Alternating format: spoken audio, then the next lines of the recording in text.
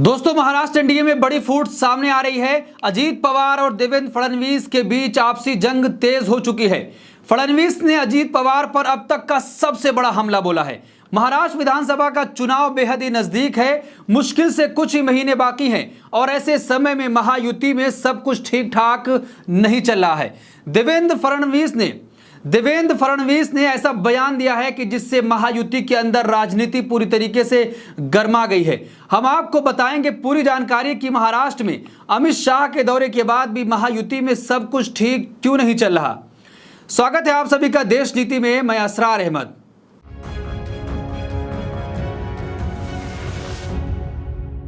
देश नीति, केवल सच्ची और पक्की खबरें। लोकसभा चुनाव के बाद पहली बार ऐसा हुआ है कि देवेंद्र फडणवीस ने चुनाव में हार का ठीकरा अजीत पवार पर फोड़ दिया है।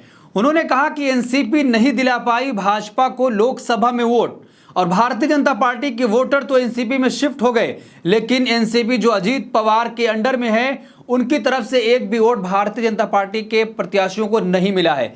तो दोस्तों, एनडीए महाराष्ट्र में सब कुछ ठीक ठाक नहीं चल रहा। जिस तरीके से आनंद फानन में गृह मंत्री अमित शाह और भारतीय जनता पार्टी का हाई कमान वहां पर पहुंचा था, लोगों में जिस तरीके से दोनों के बीच जो आपसी जंग चल रही है, राहुल गांधी को महाराष्ट्र से ही एक नेता ने जो भारतीय जनता पार्टी के विधायक रहे हैं, उन्होंने साफ तौर पर टिप्पणी की थी और कहा था कि अगर राहुल गांधी के साथ ये किया जाता है तो आपको इतना लाख रुपए इनाम मिलेगा।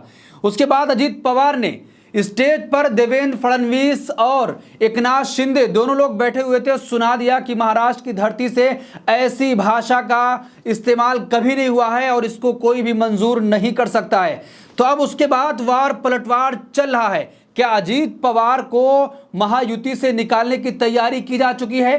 गृह मंत्री अमित शाह ने दौरा किया था और इसकी पूरी स्क्रिप्ट लिखी जा चुकी है कि अजीत पवार को अब साइड किया जाए, जिसके लिए देवेंद्र फडणवीस ने साफ तौर पर कह दिया है। इंडिया टुडे का कॉन्क्लेव महाराष्ट्र में चल रहा है। उन्होंने कहा है कि भारतीय जनता पार्टी को एनसीपी जो अजीत पवार के अंडर आती है 1% वोट नहीं दिला पाई है लोकसभा चुनाव में। देवेंद्र फडणवीस ने लोकसभा में हार का ठीकरा पूरी तरीके से अजीत पवार के सर फोड़ दिया है। तो क्या अब यह समझा जाए कि महाराष्ट्र एनडीए में बड़ी फूट सामने आएगी, चूंकि चुनाव बेहद ही नजदीक है और ऐसे समय में दोनों नेताओं के बीच आपसी जंग चल रही है। देखिए, जनसत्ता की हेडिंग है, देवेंद्र फडणवीस ने फोड़ा अजीत पवार पर लोकसभा चुनाव में हार का ठीकरा, कहा एनसीपी नहीं दिला पाई भाजपा को वोट। महाराष्ट्र लोकसभा चुनाव में बीजेपी की कम सीटें आने पर उप मुख्यमंत्री देवेंद्र फडणवीस ने अजीत पवार पर हार का ठीकरा पूरी तरीके से फोड़ दिया है। महाराष्ट्र विधानसभा चुनाव में मुश्किल से 2 महीने का वक्त बचा है, लेकिन इस बीच बीजेपी नेता और उप मुख्यमंत्री देवेंद्र फडणवीस ने ऐसा बयान दिया है जिससे महायुति के अंदर राजनीति पूरी तरीके से गर्मा सकती है। लोकसभा चुनाव के बाद पहली बार ऐसा हुआ है जब बीजेपी नेता और महाराष्ट्र के उप मुख्यमंत्री देवेंद्र फडणवीस ने लोकसभा चुनाव में कमजोर प्रदर्शन के लिए अजीत पवार पर ठीकरा फोड़ दिया है। फडणवीस यहीं पर नहीं रुके, उन्होंने आगे कहा कि अजीत पवार की राष्ट्रवादी कांग्रेस पार्टी ने वोट ट्रांसफर नहीं करा पाए, इसीलिए महायुति का प्रदर्शन लोकसभा चुनाव में पूरी तरीके से खराब रहा। साथ ही ये भी कहा कि भाजपा के खराब प्रदर्शन का मुख्य कारण एक यही है कि अजीत पवार की पार्टी ने भारतीय जनता पार्टी के प्रत्याशियों को वोट नहीं दिलाया। फडणवीस का बयान एक ऐसे समय में सामने आया है कि जब महायुति में दोनों नेताओं के बीच सब कुछ ठीक नहीं चल रहा है। जितने भी गठबंधन के नेता हैं, सबके बीच आपसी जंग जारी है कि दूसरे पर ठीकरा फोड़ता है। तो कभी अजीत पवार खड़े हो जाते हैं और कहते हैं कि महाराष्ट्र की धरती से ऐसी भाषाओं का इस्तेमाल हुआ है जो किसी भी सूरत में मंजूर नहीं है। तो नवंबर में चुनाव होने हैं, लेकिन उससे पहले ही आपस में नेता भिड़ चुके हैं। और जो महाराष्ट्र के पूर्व मुख्यमंत्री उद्धव ठाकरे ने साफ तौर पर कहा था कि अभी हमने रैलियां करना शुरू नहीं की हैं, जब हमारी रैलियां शुरू हो जाएंगी तो ये तमाम लोग कहीं भी दिखाई नहीं देंगे। इंडिया टुडे का कॉन्क्लेव चल रहा है और उसमें एनसीपी जो शरद पवार के पास है उसके भी नेता शामिल हुए थे। साफ तौर पर जब उनसे पूछा गया तो उन्होंने कहा कि अगर अजीत पवार पूरी पार्टी मांगते या जो भी मांगते उनको दे दिया जाता, लेकिन उन्होंने हमारे साथ ऐसा किया है, हम किसी भी सूरत में उनको नहीं ले सकते हैं। तो क्या अब ये माना जाए कि अजीत पवार मझधार में फंस चुके हैं और उनके साथ गेम हो चुका है कि अब उनको महायुति से भी निकाला जाएगा और महाविकास अघाड़ी में भी जगह नहीं मिलेगी। अगर महायुति से निकाला गया तो फिर ये मैसेज जाएगा कि आखिर जो गठबंधन हुआ था उसके बीच ही सब कुछ ठीक नहीं चल रहा है, तो विधानसभा में हम कैसे एक गठबंधन को वोट देंगे। और उद्धव ठाकरे लगातार ये कह रहे हैं कि जब चुनाव आएगा, हमारी रैलियां शुरू होंगी, तो हमारे सामने कोई भी नहीं टिक पाएगा, क्योंकि जनता ने जो अपमान देखा है उस अपमान का बदला लेने के लिए तैयार है। लोकसभा में जनता ने अपना फैसला सुनाया था, जहां भारतीय जनता पार्टी सबसे बड़ी पार्टी हुआ करती थी, उसको सिर्फ 9 सीटें मिली और एनसीपी को 1 सीट और एकनाथ शिंदे की जो शिवसेना है उसको 7 सीटें मिली थी। तो साफ तौर पर जिस तरीके से नेता अपना दल छोड़कर दूसरे के साथ गठबंधन जाकर किए थे, जनता ने अपना फैसला सुनाया था और भारी नाराजगी नेताओं को देखने को मिली थी। अब देखिए, मुंबई में इंडिया टुडे कॉन्क्लेव में बोलते हुए फडणवीस ने कहा कि सच है कि बीजेपी का जो कोर वोटर है उसने एनसीपी के साथ गठबंधन को अस्वीकार कर दिया, लेकिन अब हम 80% लोगों को अपना रुख समझाने में सफल रहे हैं। उन्होंने ये भी कहा कि पार्टी इस तरह के गठबंधन के पीछे के उद्देश्य के बारे में आरएसएस को समझाने में सफल रही है।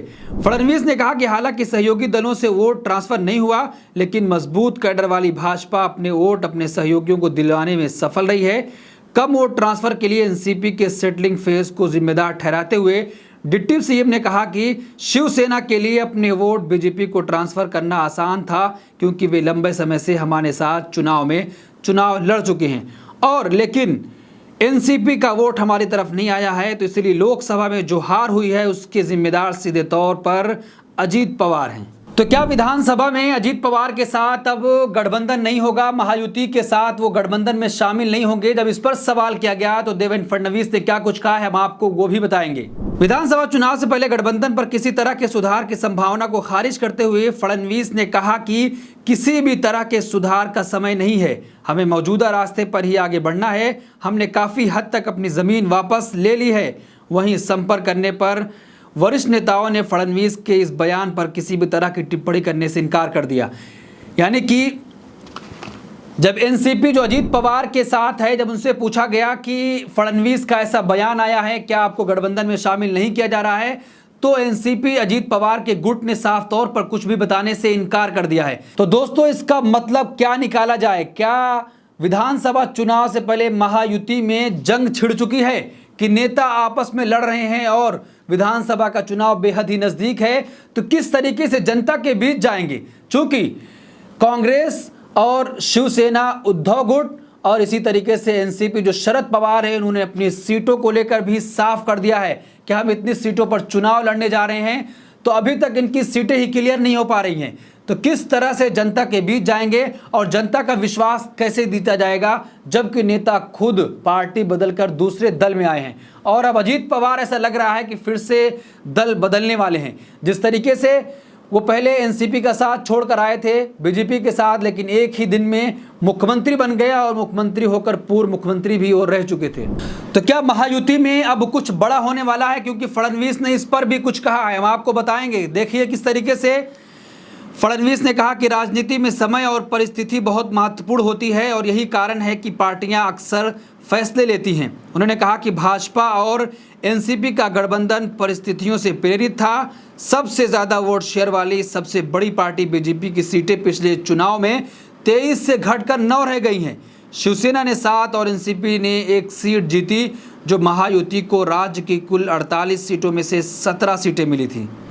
तो दोस्तों, महाराष्ट्र से बड़ी खबर निकलकर सामने आई है। महायुति में नेता आपस में लड़ रहे हैं और जो महाविकास आघाड़ी गठबंधन है वो पूरी तरीके से चुनाव में जाने के लिए तैयार है। उद्धव ठाकरे ने महायुति को चैलेंज कर दिया है कि आप अभी जो कुछ करना है कर लीजिए, जब हमारी रैलियां शुरू हो जाएंगी तो आपके नेता कहीं भी दिखाई नहीं देंगे। तो आप क्या सोचते हैं, आपकी क्या राय है कि जिस तरीके से गृह मंत्री अमित शाह आनन फानन में महाराष्ट्र पहुंचे थे, नेताओं को मनाने की कोशिश की जा रही थी, अजीत पवार ने मंच से खुले तौर पर कह दिया था कि राहुल गांधी के लिए जिन शब्दों का इस्तेमाल किया गया है वो किसी भी तरीके से एक्सेप्ट नहीं है, हम उसको मंजूर नहीं करते हैं। तो अब जवाब में देवेंद्र फडणवीस ने कह दिया है कि लोकसभा में जो चुनावी हार हुई है उसके जिम्मेदार सिर्फ आप हैं, आपकी पार्टी है, क्योंकि आपकी पार्टी ने हमारे कैंडिडेट को वोट नहीं दिलवा पाया है। तो आप क्या सोचते हैं, आपकी क्या राय है? कमेंट बॉक्स में अपनी राय जरूर दें और ऐसी तमाम खबरों के लिए देखते रहिए देश नीति। धन्यवाद।